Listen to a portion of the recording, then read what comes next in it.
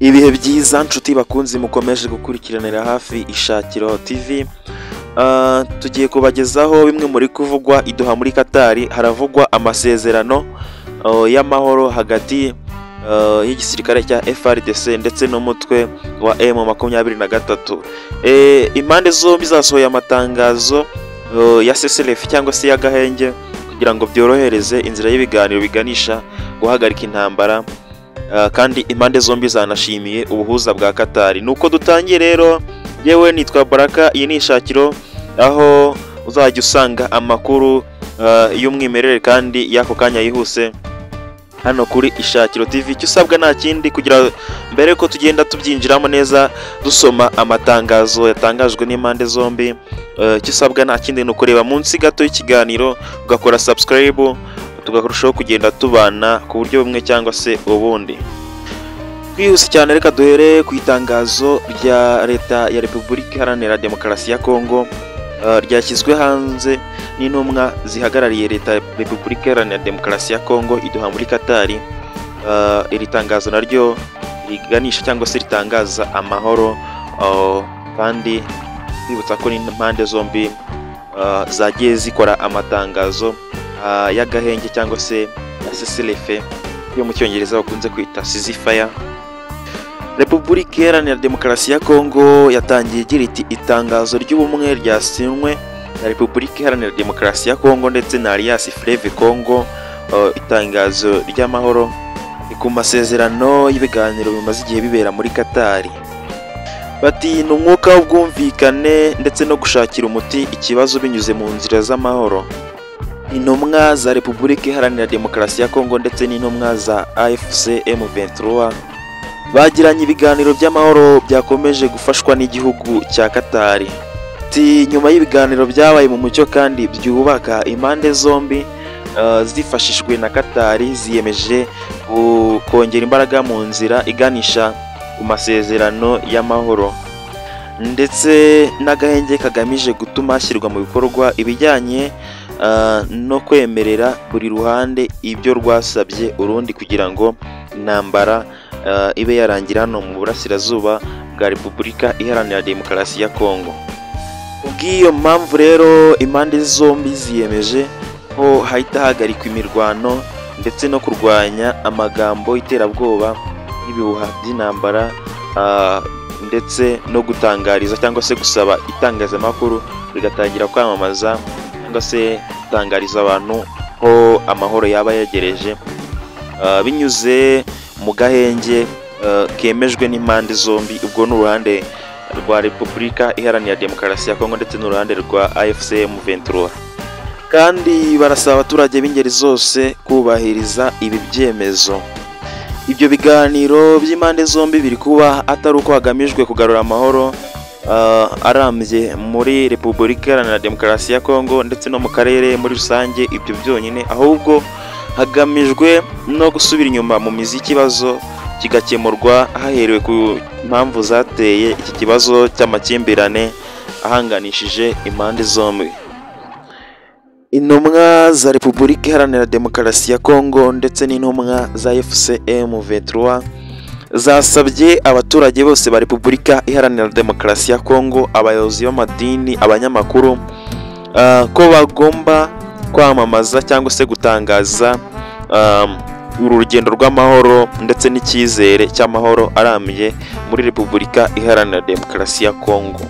Intumwa za AFC M23 ndetse n'iza Repubulika Iharanira Demokarasi ya Kongo ndetse zashimiye byimazeyo ubuyobozi bwa Katari, uruhare rwa Katari ku bijyanye no guhuza ndetse no kuba hafi ibiganiro by'amahoro hagati impande zombi zihanganye. Ubwo ni Repubulika Iharanira Demokarasi ya Kongo ndetse na AFC M23 ngo byagize uruhare mu guteza ubwumvikane hagati y'impande zihanganye. We Kinshasa kwa 23 Mata 2025. Ku ruhande rwa leta ya Repubulika Iharanira Demokarasi ya Kongo ndetse na AFC M23, Papi Mbuyi Kanguvu, umukuru wa delegasiyo ya Repubulika Iharanira Demokarasi ya Kongo, niwe washyize umukono kuri iri tangazo ryo ku ruhande rwa Repubulika Iharanira Demokarasi ya Kongo basomeye muri kano kanya. Iri tangazo tubasomeye ni ryashyizwe hanze n'uruhande ruhagarariye Repubulika Iharanira Demokarasi ya Kongo mu biganiro, cyangwa se delegation yagiye ihagarariye Repubulika Iharanira Demokarasi ya Kongo mu biganiro byabereye i Doha muri Qatar, ndetse aha wahita wibaza icyaba cyashyizwe hanze na delegation ihagarariye AFC M23 muri bino biganiro, nicyo tugiye gukomerezaho. Itangazo rya AFC M23 cyangwa se Alliance Fleuve Congo naryo ritangira rigira riti ubumwe n'ubwiyunge. Ihuriro rya Alliance Fleuve Congo, umuryango uhuje kandi wubashywe uteye imbere. Bati mu rwego rwo gushakira hamwe igisubizo bamye binyuze mu nzira z'amahoro, intumwa za leta ya Repubulika Iharanira Demokarasi ya Kongo ndetse n'intumwa za Alliance Fleuve Congo cyangwa se AFC M23 giranye ibiganiro by'amahoro byabereye muri Qatar, byari biyobowe mu buryo butabogamiye na leta ya Qatar. Nyuma y'ibiganiro by'ubwisanzure kandi byubaka, impande zombi zaganiriye ikijyanye no guhagarika imirwano iri kubera ku butaka bwa Repubulika Iharanira Demokarasi ya Kongo. Ni mu bwumvikane busesuye, impande zombi ziyemeje guhita zihagarika imirwano ndetse zikarwanya amagambo y'urwango asebya mu rwego rwo kugira ngo baganishe ku mahoro binyuze mu biganiro, ndetse zirasaba abaturage bose mu rwego rw'akarere ndetse n'imiryango y'abanyagihugu gushyigikira iyi nzira y'amahoro binyuze mu biganiro. Impande zombi ziyemeje gushyira mu bikorwa aya masezerano ku buryo bwimbitse, hagamijwe gufungura amarembo aganisha ku mahoro mu buryo bwubaka, bigamije gukemura ibibazo by'inkomoko bitera ikibazo gikomeje kugaragara mu burasirazuba bwa Repubulika Iharanira Demokarasi ya Kongo. Intumwa za Repubulika Iharanira Demokarasi ya Kongo ndetse n'iza AFC M23 zijeje ko zizubahiriza ibyo zumvikanyeho kuva ubu ibi biganiro byatangiye kugeza birangiye, kandi zirasaba abaturage ndetse n'abanyamakuru bavuga ku bijyanye na Repubulika Iharanira Demokarasi ya Kongo kugaragaza icyizere cy'amahoro ndetse n'amatangazo aganisha ku cyizere cy'amahoro. Intumwa z'impande zombi zashimye byimazeyo leta ya Qatar ndetse no ku ruhare rwayo rugaragara mu kumvikanisha impande zombi zihanganye n'ubushake budacogora mu gufasha kumva ndetse no kwiyumvanamo hagati y'impande zihanganye. Bikorewe i Goma tariki ya 23 Mata mu mwaka w'2025. Uruhande rwa AFC M23, umuvugizi mu bya politike Lawrence Kanyuka ni washyize umukono kuri iri tangazo. Aya matangazo tumaze kubasomera abusanye gato cyane byatangajwe n'igitangazamakuru African Intelligence. Iki gitangazamakuru cyavuze iki? Cyavuze ko leta ya Repubulika Iharanira Demokarasi ya Kongo iri mu biganiro n'ikigo cyo mu Bushinwa gikora ibitwaro hagamijwe kwigarurira cyangwa se kwisubiza umujyi wa Goma ndetse n'umujyi wa Bukavu. Iki gitangazamakuru cya African Intelligence cyasobanuye imikorere ndetse no kuba leta ya Kongo iri mu biganiro n'iki kigo mu bijyanye no kugura intwaro zikomeye cyane higanjemo indege ndetse na drone zizwiho ubushobozi bwo kumara amasaha menshi mu kirere agera ku masaha 40 ndetse no kurasa ku ntera y'ibirometero 10. Ni ukuvuga ngo ikompra iyo ndege iteye rikaba ryagwa cyangwa se yaritera mu ntera y'ibirometero 10, ndetse batangaje ko zishobora no kuba zahagurukirizwa Kinshasa zikajya ziza kurasa ku mujyi wa Goma. Iki gitangazamakuru African Intelligence cyakomeje kigaragaza ko ibikoresho rwose Felix Tshisekedi ashaka kugura bifite ubushobozi buhambaye cyane ku bijyanye n'imigendekere y'urugamba, kuko ngo bishobora kwifashishwa mu kugarura cyangwa se kongera kwigarurira ibice M23 igenzura kugeza ubu ngubu.